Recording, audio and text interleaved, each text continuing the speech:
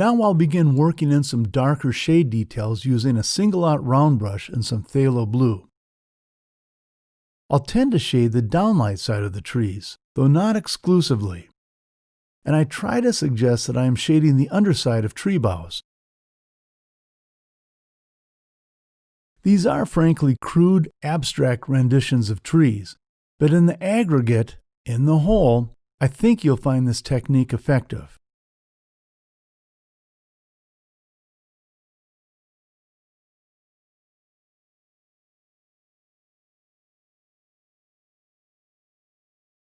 I'll jump down to the rocks essentially to do the same thing.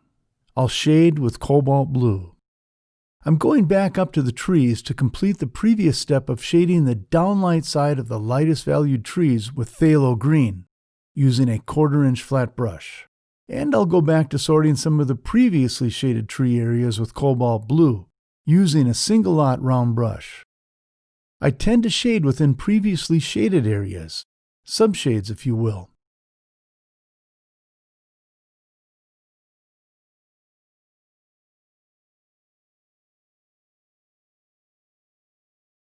You can see little by little these trees are taking shape, literally. Remember how flat these trees started as?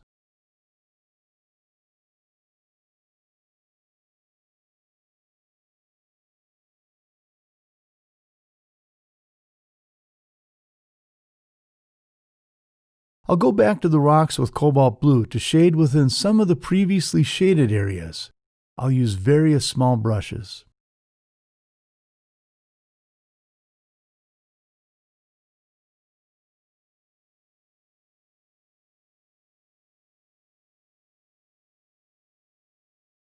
I try to refrain from doing too much detailing with dark values. This can be easily overdone.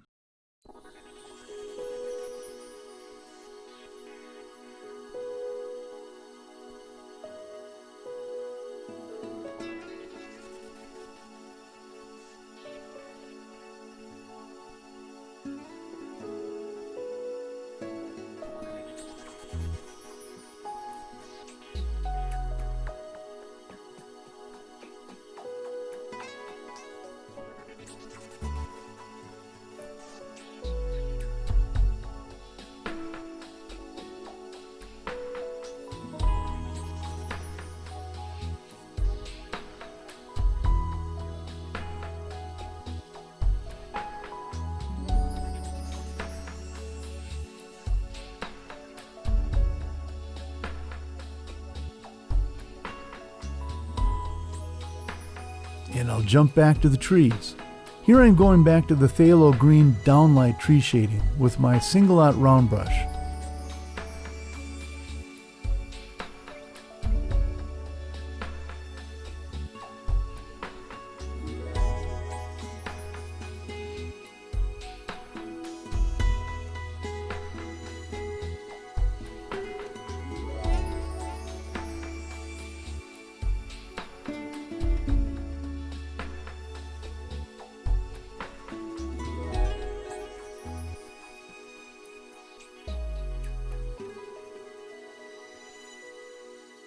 You can see that I'm trying to fine-tune both the tree and rock shapes gradually, trying to keep in mind that often less is more.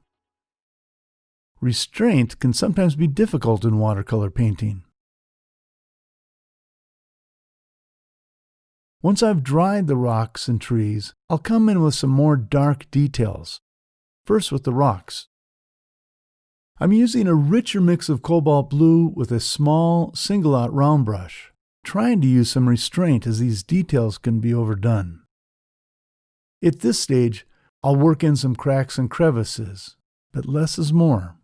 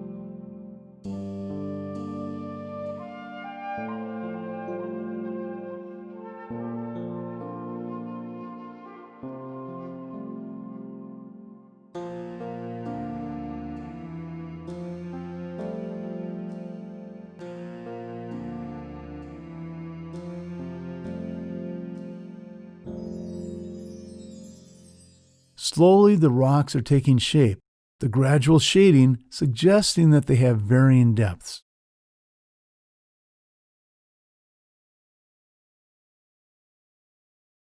Now I'll do the same with the trees, but with phthalo blue in a single-out round brush.